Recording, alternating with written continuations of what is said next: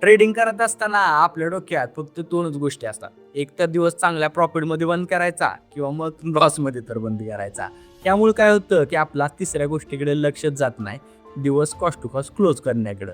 आणि एखाद्या दिवशी जर होणारा लॉस आपण वाचवून दिवस कॉस्ट टू कॉस्ट क्लोज करू शकलो, तर हे सारखी चांगली गोष्ट कोणतीच नसते. ही एक विन विन सिच्युएशन असते. पण आपलं लक्षच तिकडं नसतं. आज मला जवळपास 7,000 प्लस प्रॉफिट दिसत होतं. पण त्यानंतर मार्केट रिव्हर्स झालं आणि आजचा दिवस मला कॉस्ट टू कॉस्ट एक्झिट करायला लागला.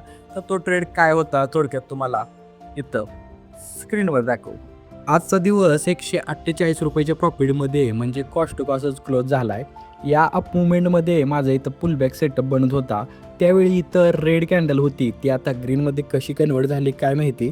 पण रेड कॅन्डलचा हाय जसा क्रॉस झाला तसा मी इथं 6 लॉटमध्ये कॉल बाय केलेला आणि इथून नेक्स्ट 2 कॅन्डलमध्ये चांगलं मोमेंटम आलेलं. 1:2 पेक्षा जास्त प्रॉफिट दिसलेलं. जवळपास 7,000 प्लस प्रॉफिट ट्रेडिंगमध्ये होतं. पण त्यानंतर मार्केट शार्प रिव्हर्स झाल्यावर हा ट्रेड लॉसमध्ये न घेऊन जाता मी जवळपास कॉस्ट टू कॉस्टच एक्झिट केला.